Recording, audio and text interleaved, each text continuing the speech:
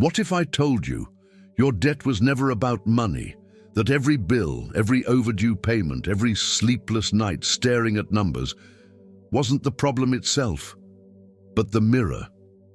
A mirror reflecting how you feel about yourself. Most people think they're trapped because they don't have enough, but the truth is, they're trapped because they believe they aren't enough. And when you believe you're lacking, life starts echoing that belief back to you, louder and louder, until your entire reality becomes a balance sheet of fear. You call it debt. But what if debt is only energy, a vibration of guilt, of unworthiness, repeating itself over and over, until you finally decide to see it for what it is? You can't pay it off with money. You can't outwork it, because the energy that created the problem can't be the same energy that solves it. So maybe the question isn't, how do I pay my debt? Maybe the real question is, how do I stop being the version of me who keeps creating it? Because the truth is, prosperity isn't something you chase. It's something you remember. There's something you have to understand about energy. It never disappears. It only changes form. When you look at your bank account and feel that knot in your stomach, that contraction, that silent panic, what you're feeling isn't the number on a screen. You're feeling your own frequency, collapsing into what quantum physics calls the function of observation. You're not seeing reality, you're creating it. The mind doesn't wait for proof. It turns every thought into an instruction for the universe. Every fear, every worry, every late-night what-if is a wave being observed, collapsing into matter, into circumstance, into more of the same. So when you think about your debt, when you wake up in the morning and whisper, "I have to pay this off," you're not just describing your situation, you're broadcasting it. You're commanding it to exist again tomorrow, and the universe, obedient as always, replies, "As you wish." Beat of silence. People think manifestation is magic. It's not. It's mathematics of vibration. You attract not what you want, but what you are. And debt is the frequency of lack in motion. It's the energetic signature of guilt, unworthiness, and fear, repeated enough times that it becomes physical. That's why the more you focus on the problem, the bigger it becomes. Because the universe doesn't hear, "I want to pay my debts." It only hears debt, and so it multiplies it. The camera slowly pans through a dimly lit room, unopened bills, a phone buzzing, a man staring at the floor. You start chasing money just to fix what's broken. And the vibration you send out isn't abundance. It's panic disguised as productivity. You run faster, work harder, think you're doing something, but energetically you're standing still. You're just spinning the same cycle. Lack, effort, momentary relief, then lack again. It's the illusion of progress, the hamster wheel of the human mind. In quantum terms, it's called wave reinforcement, a frequency being strengthened by repeated observation. In spiritual terms, it's called self-sabotage. Because if your subconscious is still screaming, "I don't deserve to be free," then even when the money comes, you'll find a way to lose it. The music drops to a single heartbeat sound. Think about it. Have you ever noticed how some people keep repeating the same story, no matter how much they earn? They pay off one debt and another one magically appears. They get a bonus, then their car breaks down. They find an opportunity, and something unexpected happens. It's not bad luck. It's resonance. They're not cursed by life, they're in harmony with their own belief in struggle, because in the energetic field, your beliefs are magnets, and the field doesn't differentiate between a blessing and a burden. It just mirrors you. The law isn't personal, it's precise. So when you think, "I have to fix this," you're already assuming you're broken. When you think, "I have to get out of debt," you're already identifying as someone who has debt.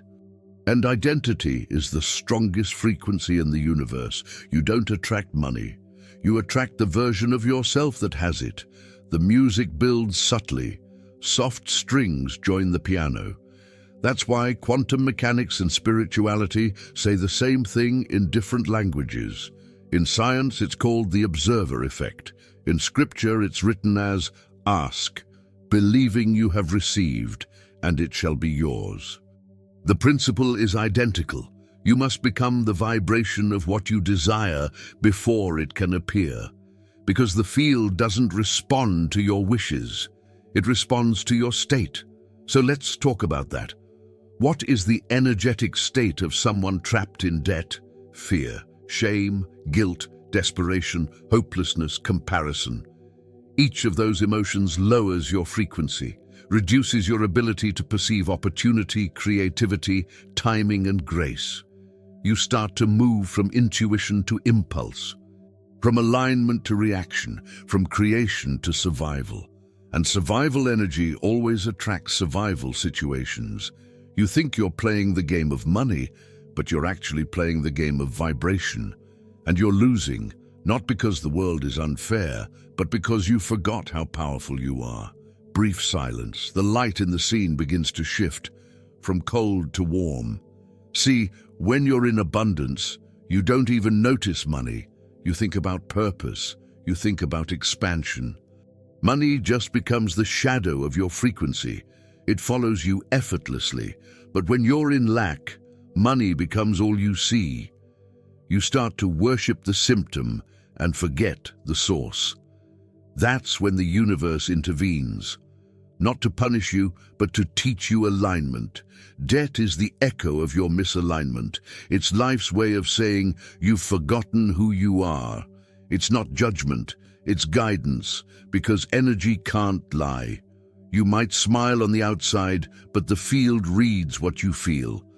And if you keep feeling fear while asking for freedom, the signal cancels itself out. So the goal isn't to pay off debt. The goal is to dissolve the vibration that created it. Soft whisper. The universe doesn't want your money. It wants your awareness.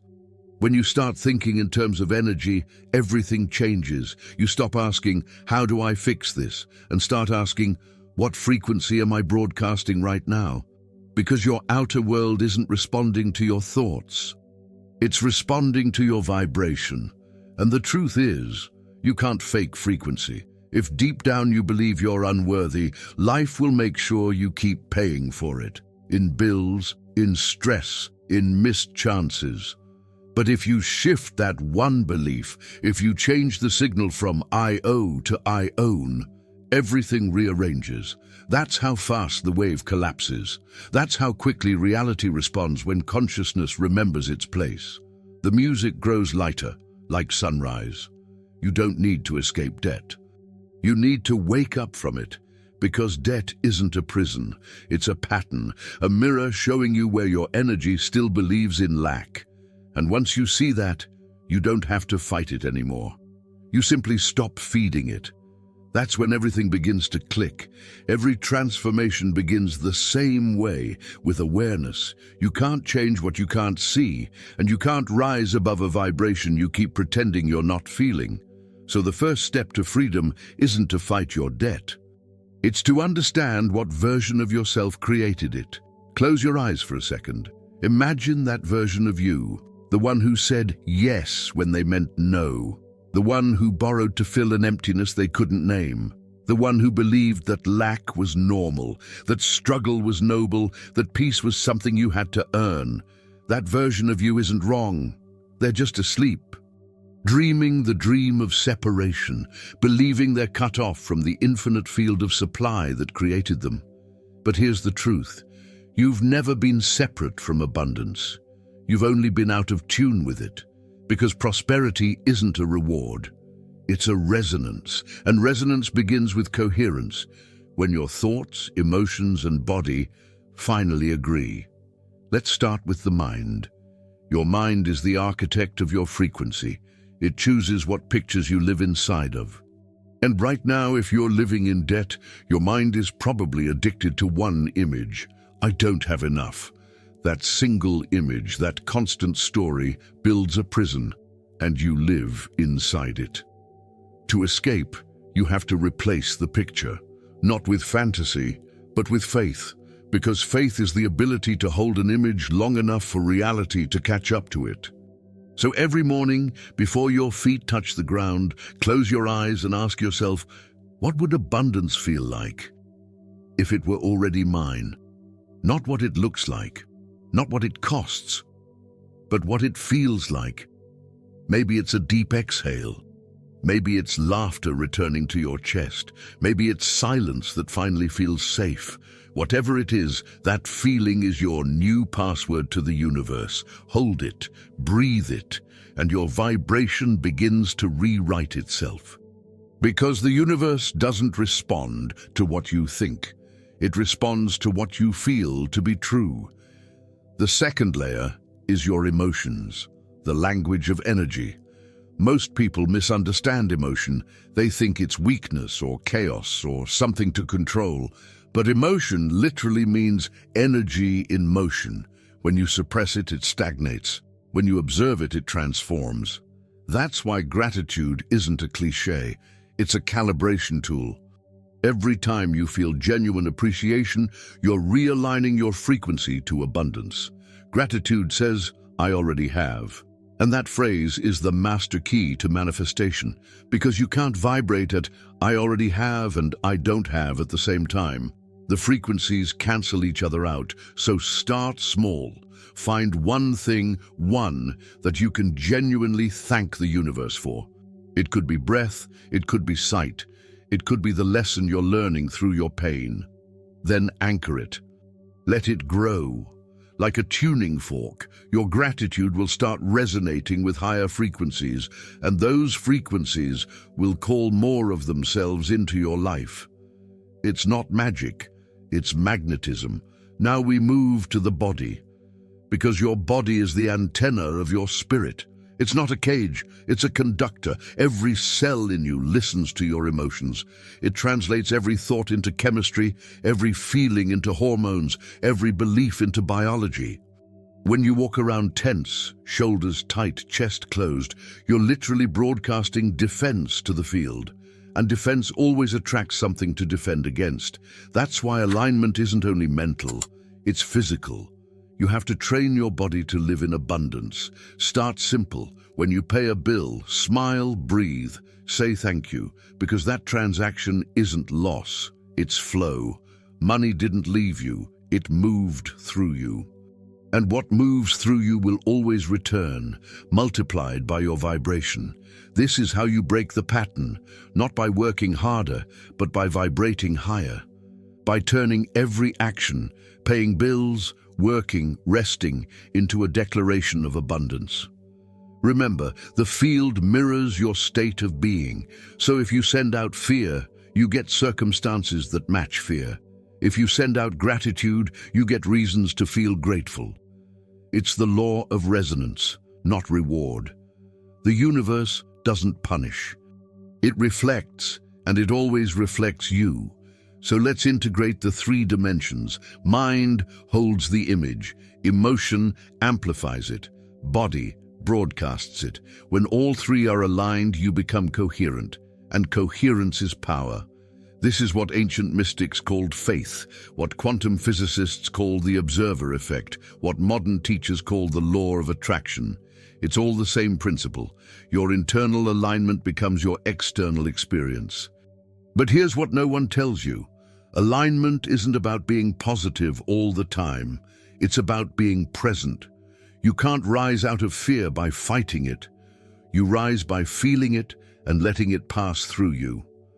Every emotion you avoid stays stuck as unprocessed energy. Every emotion you embrace becomes wisdom. So when the anxiety about money hits you, don't run from it. Observe it. Ask it what it's trying to teach you, because emotions are messages. They're not your enemy, they're your map. And when you finally learn to listen, you'll hear the same whisper every time. You were never lacking, you were only forgetting. Here's something most people don't realize. You don't attract prosperity because you deserve it. You attract it because you match it. That's why two people can work the same job, earn the same amount, but live completely different realities. One feels poor, no matter how much they have. The other feels rich, no matter what's missing. Because the currency of the universe isn't dollars, it's energy. And the richest people on earth are simply those who've learned to feel rich before they see it. So when you wake up tomorrow, don't look at what's missing. Look at what's matching your current frequency. If it's stress, tension, fear, don't curse it. It's feedback. It's the universe saying, you're broadcasting scarcity again. And if you can see that, you can shift it. Right there, in that moment, through breath, through awareness, through choice. Because change doesn't start when you get money. It starts when you stop identifying as someone who lacks it. You are not your financial story. You are the consciousness telling it. And the moment you realize that, the story begins to rewrite itself. You start to walk differently. You start to speak differently. You stop saying, I can't afford it, and start saying, it's not aligned for me right now. See the difference? One is scarcity, the other is sovereignty, and life responds to sovereignty. It opens doors that logic could never explain, because logic is the language of limitation, but vibration is the language of miracles. That's how you reprogram your frequency, by training your mind to imagine, your heart to feel, and your body to act as if you're already living the reality you desire. Not someday, now, because someday keeps your manifestation in the future. But now collapses it into being. That's the real quantum leap, not jumping timelines, but realizing you were never trapped in one. You've been free the whole time.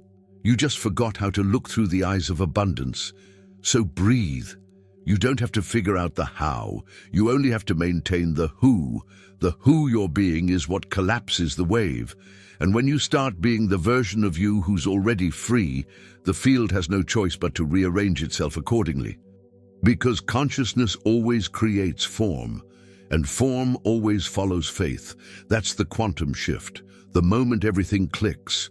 When you begin to rise in frequency, the world around you won't change immediately.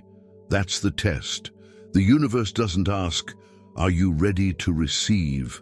It asks, can you remain who you've become, even when nothing has changed yet?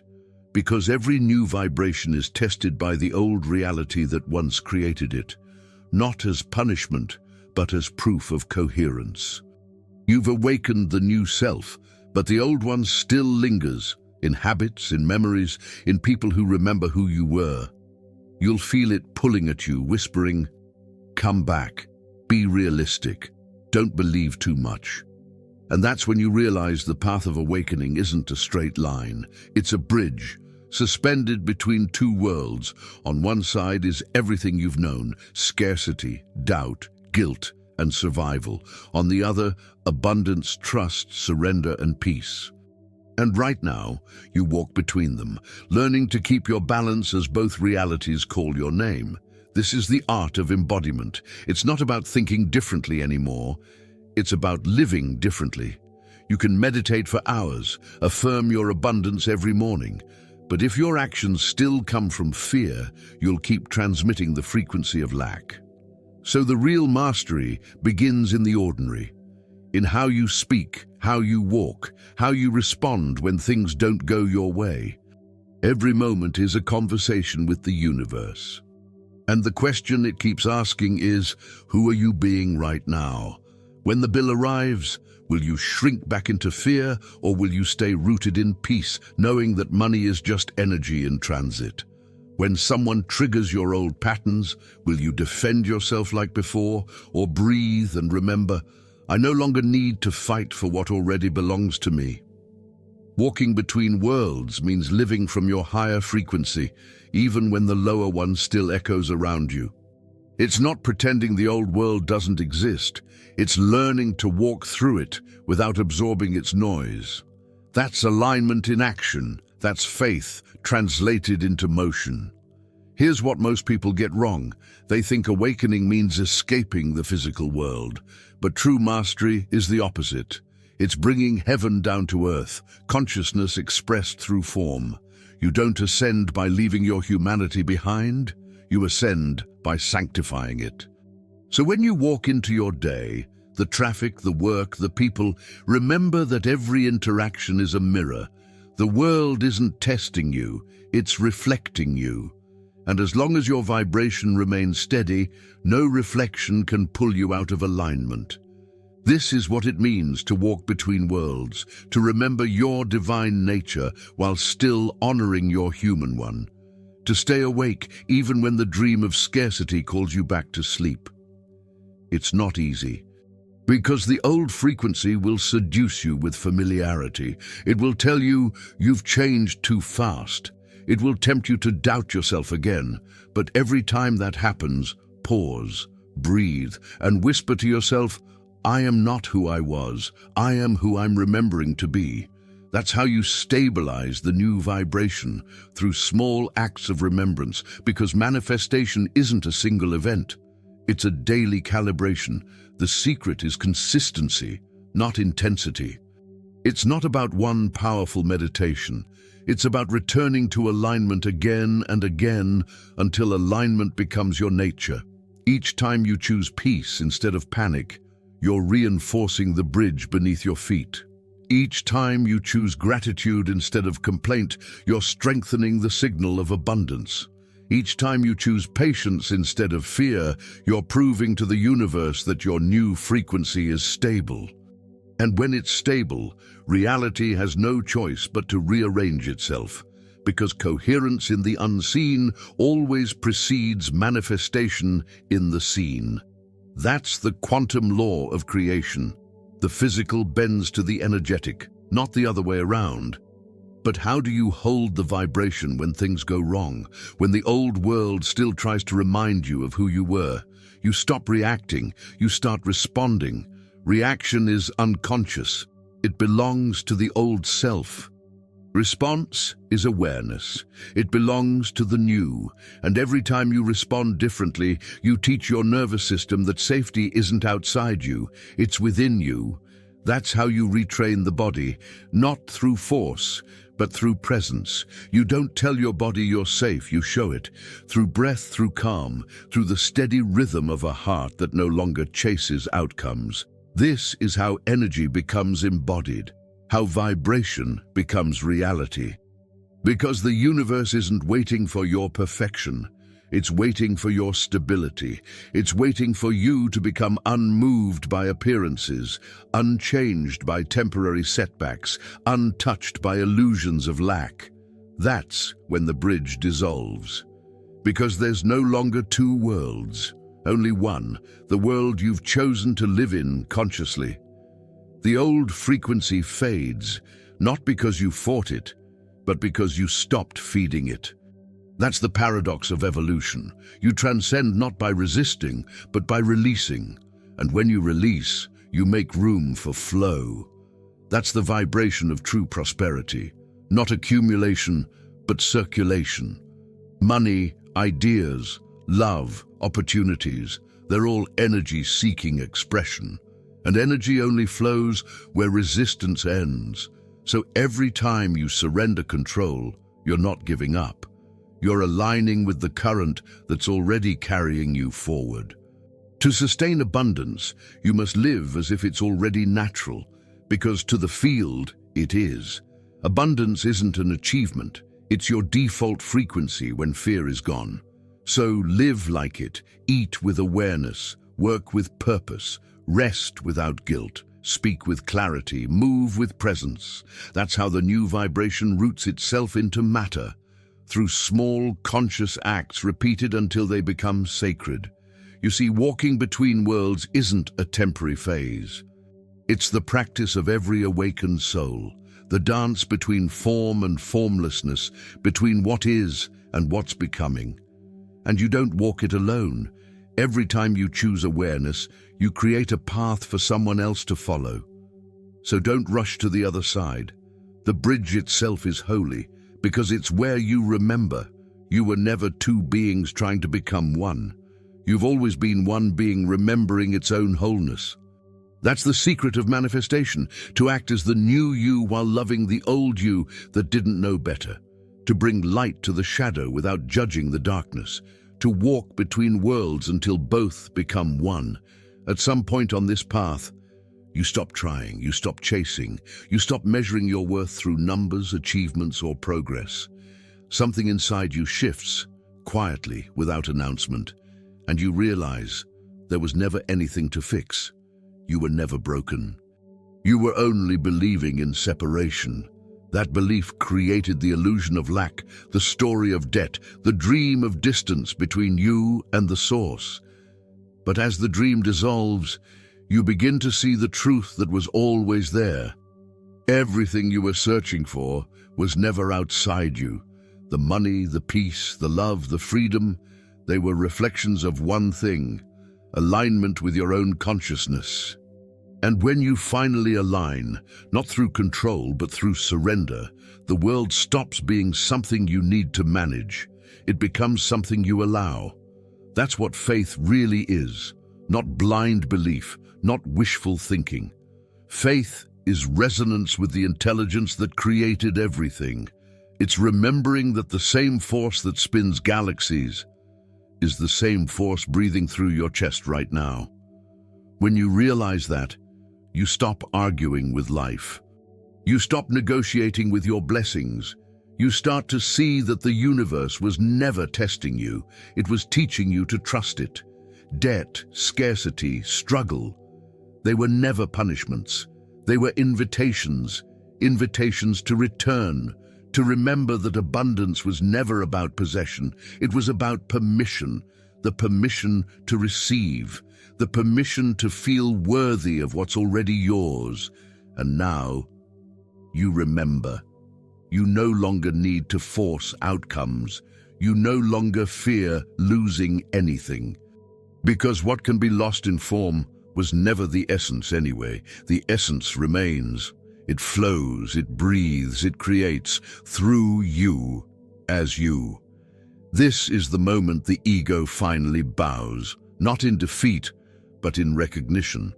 It realizes it was never the creator. It was only the channel. And in that surrender, you feel it, the peace that can't be earned, the love that doesn't depend on anything, the abundance that simply is. You've crossed the bridge. There's no more separation between the worlds. The dream of scarcity fades like morning mist, and only presence remains. You start to see with new eyes. The same life you once called ordinary is holy.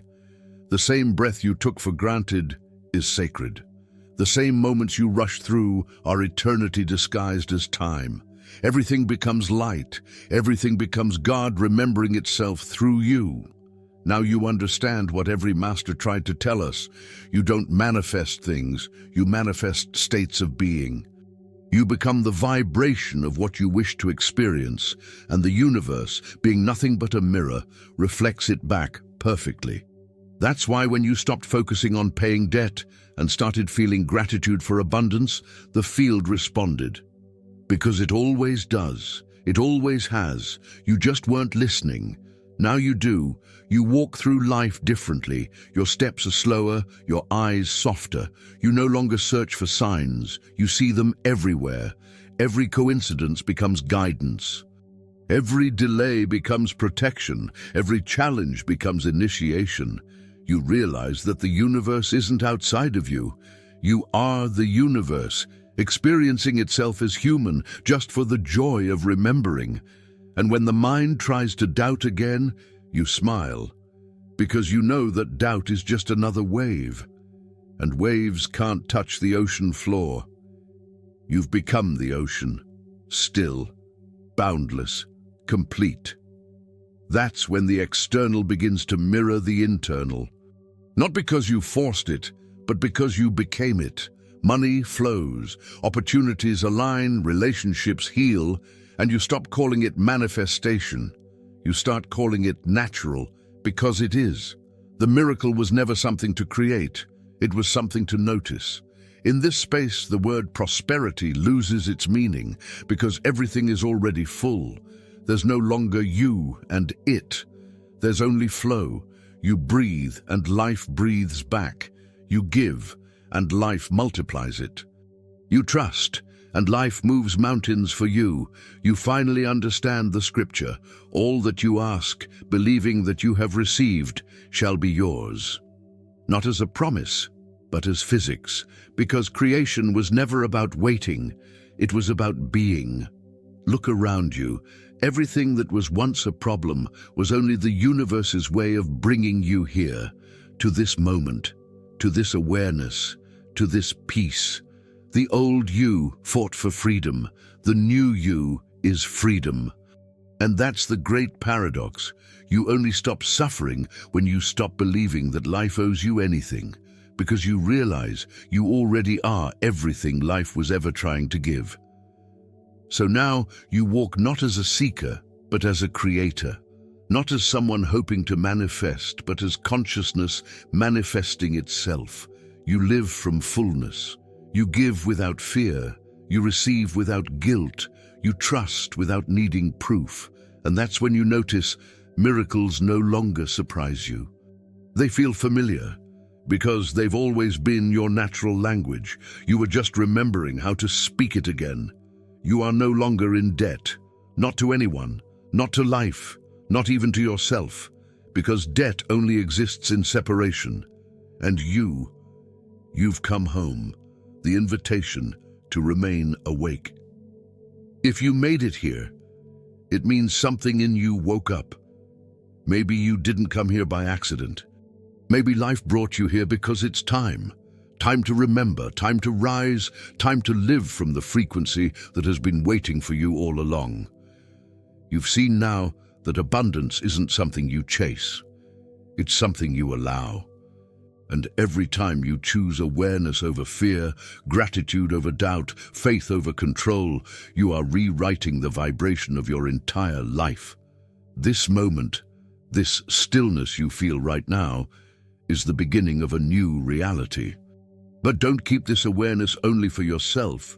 There are millions still asleep, trapped in the illusion of separation, believing they're too small to change their world. If this message touched something inside you, share it. Let it travel. Let it find the next soul ready to remember. Because when one person awakens, the entire field becomes brighter. And if you want to keep walking this path with me, where we turn silence into clarity and energy into creation, you already know what to do. Subscribe, not as a follower, but as a conscious participant in the awakening of the collective. Every video here is a mirror, a frequency, a reminder of what you already are. So, take a breath. You don't need to rush back to the noise. Stay here for a while. Let the peace you feel right now sink into your body. Carry it with you when you leave this screen, because the more you live from this place, the more you'll notice. Life was never against you. It was always whispering the same truth. You were never in debt. You were always becoming free,